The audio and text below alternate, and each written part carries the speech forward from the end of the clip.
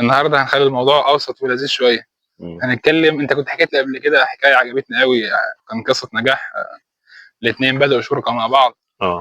ف يعني عايزك تحكيها لي تاني، او برضو الناس تستفيد منها. والله بص، موضوع قصص النجاح في مشاريع السمك دي كتير على فكره، وكتير قوي كمان يعني. وفي ناس يعني كانت معدومه خالص، معدومه حرفيا يعني. ولما بدأ في مشروع السمك بس من زمان، فعلا نقلت معاه في خلال موسم والتاني بدأ يلاقي نفسه ليه وضع مستقر، وبدأ يكبر وسنة بسنة، والنهارده بقى واحد من المستثمرين الكبار في المجال ده. جميل. واشترى أراضي واشترى وعمل وعربيات، والكلام ده فعلا ده حقيقي موجودة. يعني أنا مثلا أعرف واحد كان في الشرقية. الراجل ده كان له شريك، دخلوا الاثنين شركة مع بعض وكانوا بيجربوا موضوع السمك ده. تمام. يمكن الكلام ده كان في 2003 ولا حاجة، سنة 2003. ف واحد فيهم باع أرض كان وارثها، وجمد تقريبا مبلغ زي 160 ألف جنيه ولا حاجة، والتاني برضه جمع مبلغ زي بتاع 80 90 ألف جنيه هو كمان. ودخلوا الاتنين شراكة مع بعض، وبدأوا يربوا. برضه عاوزين نوضح للناس ان 160 الف جنيه من 2003 هو كان كان مبلغ رقم، برضه في الوقت ده، يعتبر كان مبلغ برضه كان كبير، مش وحش يعني، بس هو باع فيه أرض برضه. تمام. فالمهم في الوقت ده اصلا لما دخلوا شراكه مع بعض، واول موسم طبعا هم ما كانش عندهم خلفيه، ودخلوا بقى هم بنفسهم وحبوا يجربوا يعني. ولما ودخلوا يعني زي ما نقول ايه كده، ايه، بغشم شويه كده في الموضوع ده يعني. فجت في اول موسم ده، على اخر الموسم وجم يصفوا، اتفاجئوا ان الارض بتاعتهم سايبه وخسرانه نص راس مالهم اللي كان معاهم. يعني كان معاه 160 الف جنيه ده، لا ما بقاش معاه غير يجي 80. وخسر 80,000 أول موسم ده، اللي كان دخل برضه وبدون ما يستشير حد، وبغشم والكلام ده، ووسع على نفسه قوي وصرف مصاريف كتيرة أصلا بدون داعي. فاتفاجئ إن هم جم في آخر الموسم لقوا نفسهم خسرانين جامد، خسروا نص فلوسهم.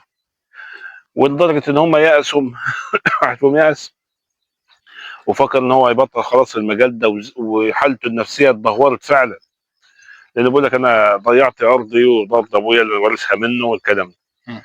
بعدين المهم مع شويه اطمئنان، مع شويه كده، وحاولوا طب عوض خسارتك بتاع مع الكلام الموضوع ده كده بشويه بشويه، قدر ايه ان هو ايه يعني يمسكوا نفسهم شويه كده. وقال لي ايه، احنا هنبتدي ايه الموسم ده. واحد قال له يا عم احنا هنبعد عن الطريقه اللي هي القديمه دي، وهنحاول نسال ونعمل هنعمل ايه بالظبط. وفعلا لما سالوا ناس فاهمه في المجال ده وقدام في المجال ده وبتاع الكلام دوت، وبداوا يشتغلوا. الموسم الثاني كان صح. فسبحان الله على نهايه الموسم اتفاجئوا ان فلوسهم اللي كانوا دخلوا بيها موجوده، وكمان فيه فلوس ثانيه كمان كسبانينها كمان فوق فلوسهم اللي كانوا خسرانينها. ده معناها ان الارض عوضت كتير قوي قوي قوي قوي انت يعني، بعد بتتكلم ان جابت كانت كل اللي كان الربحيه اكتر من خسر 100%. وكمان جابت ايوه. اكتر كمان بالزياده. مم. واخد بالك. ف لا عادي ده فالمهم دي حاجة. الجماعه دول ما فيش موسم والتاني والتالت، ما فيش 3 4 مواسم. الناس دي انا عشان اعرفها شخصيا كانوا بيتفصلوا. لما جم يفصلوا من بعض الشراكه بتاعتهم وكل واحد ينفصل عشان يشتغل لوحده، لما بقوا حسوا نفسهم ان هم بقوا احسن، كانوا بيفصلوا في ارض وفلوس ما بينهم وبين بعض في اكتر من 3 مليون جنيه ما بعد 3 شاء 4 الله. مواسم. وده كلام حقيقي فعلا، انا حضرته منهم هم، وحضرتهم شخصيا، وحضرت انا الازمه بتاعتهم كانت موجوده. 3 مليون جنيه من 160 الف من جنيه 160 الف بدايه. او 160 الف والتاني 80 الف كانوا داخلين بيهم من يجي 3 4 مواسم بس. ايوه، يعني في خلال 3 4 سنين في خلال 3 ضاعف 4 سنين فلوسه فعلا كان ما معاهم المبلغ ده. يقرب ودي ال انا 15، اكتر من 15 مره، اكتر من 15 بالظبط. مره. النهارده الناس لما تيجي تقيسهم النهارده في 25 النهارده، الناس دي يعني ما شاء الله عليها، آه، ملايين مليونيرات النهارده. ايوه، من 3 مليون وقتها يعني بمقام دلوقتي تقريبا 30 40 مليون. بالظبط بالظبط. فهو مشيت معاهم الموضوع ومشوا بقى صح. ولما سالوا بقى مين؟ لما سالوا الناس اللي هي بتفهم في المجال ده كويس. عشان كده احنا بنقول ما حدش يخش بالموضوع ده فاكر ان هو مجرد ما سمع كلمتين من اي حد ولا بتاع الكلام ده او فيديوهين او بتاع الكلام ده او سمع معلومه من حد هقدر انفذ. لا، التنفيذ على ارض الواقع مختلف تماما. لا الموضوع ان انا اشتغل صح وابتدي صح. فلو مشيت على اسس علميه مظبوطه انت بتكسب 100%. وربنا بيرضيك وتنك شغال في المجال وتنك ماسك نفسك وهيبقى مشروعك اللي انت تقدر تبني عليه وتقدر تكبر منه. فدي انا بقولها لاي حد. والقصه دي قصه من عشرات القصص. انت ما فيش حد احتكينا به في المجال الا ما له قصه اصلا في ان كان نجح او كان حتى كل فشل. مشروع رحناه قصه. كل واحد انت تعرفه دخل في مزارع السمكيه ديت بقى عنده يا قصه نجاح يا قصه فشل. طبيعي. ان كان فشل بتلاقي دايما اخطاء راجعه ليه. ما فيش اخطاء بتبقى خارجه عن ارادته الا بقى دي حاجه القهريه، دي حاجه ما نقدرش نتكلم فيها. لما تبقى مثلا حاله مرضيه شاذه كده جت ولا حاجه، ودي كانت بتبقى نادرا ما بتحصل. نادرا ما بتحصل. جميل. فدي انا بحب اقولها يعني عشان الناس برضه اللي هي داخله في المجال ده مثلا جديد ولا حاجه. لا، قصص النجاح فيها كتيره جدا جدا جدا اكتر من تخيل، اكتر من الفشل بكتير. ده الفشل دي بتبقى نادره يعني. ولو كان الناس بتفشل بالشكل ده ما كانش فيه الاف الابدان مزروعه دلوقتي والناس. يعني انا اقول لك مثلا حاجه، يعني احنا من بدايه مثلا لو كنا بنتكلم مثلا من سنه 2000 انا شفت ناس يعني وفي قصص كتيره تانية يعني مثلا من سنه 2000 مثلا كانت الناس جت في بالهم كده مره واحده كده ان احنا نعمل مزارع سمك. والناس كانت مستعجله على ارضها الزراعيه عايزه تقلبها سمك باي وضع. انا والله جالي ناس وجالي واحد عشان ياخد مني زريعه مره من المفرخ. كان سنه 2000 ومستعجل على الارض بتاعته وهي الارض فيها زراعه كانت فيها قمح. والقمح كان فيه بدا يبقى فيه سبل كده بس كانت لسه ما بداتش حبوب يعني. هو مستعجل ان نستنى كمان شهر ولا حاجه على ما يحصد القمح ده وبتاع ويفضل الارض. لا والله، راح عامل جسور حوالين منه وراح مالي ميه والغله موجوده. وجاي يسالني السمك الزراعه الصغير بتاكل الغله الواقفه ديت والكلام ده. قلت مستعجل ليه؟ استنى شهر. قال لا مش مستني وما استناش. الراجل ده من ضمن برضه ما هي دي من ضمن قصص النجاح. الراجل ده كان الارض ديت يا دوب بتاعته. لا، كان مأجرها. يا الارض دي كانت 5 فدادين ارض وكان مأجرها. الراجل ده كان من كفر الشيخ.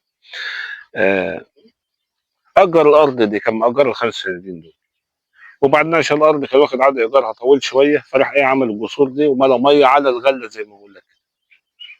الراجل ده في خلال سنتين كان شاري ال5 فدادين دول. ما شاء الله. كان شاريهم كانوا ملكه بقوا ملكه. ما شاء الله. ما هي دي برضه من ضمن قصص النجاح اللي احنا بنتكلم برضه فيها. ان هو لما اشتغل بس كان بيسأل في كل تفصيل. هو ده الصح. انت داخل مجال جديد. بالظبط. يسأل في كل تفصيل وهكذا. فاحنا دي من قصص اللي احنا نقدر نقولها للناس ان هم يطمنوا في الموضوع دوت. ده مشروع من المشاريع الكويسه. والنهارده معلش المشاريع الزراعيه دلوقتي ثابته وجودها. طبيعي. الناس هتبطل اكل. الناس مش الناس اللي هتبطل اكل ولا انها انت ممكن تستغنى عن رفاهيه لكن مش تستغنى عن الاكل. اقتصاد الاكل والشرب ما بيقفش. اقتصاد الاكل ده الوحيد انت ممكن ما تشتريش عربيه، ممكن ما تشتريش اي حاجه من الحاجات ممكن ما تبنيش.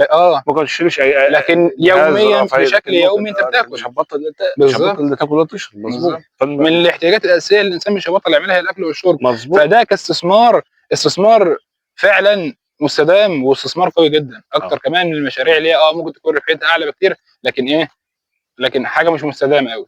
فالمشاريع الزراعيه سواء بقى الزراعه السمكي او الانتاج الدجيني او حتى الزراعه النباتي بشكل عام، لا المشروعات الزراعيه مشروعات مستدامه. والتراكم فيها ومرور الوقت بيخلي الربحيه فيها اعلى بكتير. وبرضه عشان الناس برضه ما تفتكرش ان الموضوع نجاح بس، احنا بدانا القصه بفشل اصلا. يعني هو مش النجاح مش ان انا هدخل انجح من اول مره، مفيش حاجه اسمها كده. يعني دايما النصيحه اللي بقدمها للناس، انت لما بتدخل المجال اول سنه بيكون هدفك تكسب بس، فحاول تمشي بالراحه وتاخد الطريق الايه ال 100% صح، وتستعين بخبرات والكلام ده كله. ليه؟ لانك لازم اول سنه تكسب عشان تكمل. لكن انت عارف لما تبقى في السوق هتبقى عارف ان هي سنه هتجيب يعني هتجيب تكلفه، سنه هتكسب ممكن اكتر من 100%، سنه ثانيه هتلاقيها مخسره معاك شويه.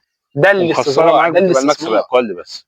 يعني لو مخسرك معاك بيبقى المكسب اقل. بس هو بيبقى مثلا ايه، لا انا عاوز اكسب كذا، لا مفيش حاجه اسمها كده. انت في سوق، فالسوق يعني كل يوم بارقام مختلفه سواء في الربحيه او في الموارد اللي انت بتدخلها للمشروع. ده صحيح.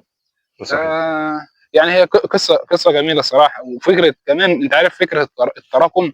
يعني ايه التراكم؟ يعني الراجل مثلا كسب اول دوره، فالفلوس اللي كسبها راح مدخلها تاني في المشروع. هو ده اللي خلى يعمل من 80,000 جنيه وصل ل 3 مليون في ظرف المده الصغيره دي. ليه؟ لانه عمل تراكم. الثروات ما يعني لا تبنى الا بالتراكم ده. ان انا دخلت مشروع ولنكن دخلت بمليون جنيه، كسبت طلعت بمليون ونص، لا هدخل بالمليون ونص، فالمليون ونص مثلا يطلعوا ب 2 مليون ونص، ال 2 مليون ونص، وهكذا. التراكم مع مر السنين هو اللي بيعمل الثروات، مش اي حاجه ثانيه. صحيح. الاستدامه، ما هي الاستدامه في اي مشروع اساسا. لو بدات صغير واستدمت في المشروع ده، هو بتقدر تعرف ازاي تكبر مشروعك دوت، وازاي توفر بنود منه بحيث تقلل مصاريفك على قد ما تقدر وتزود العائد بتاعك.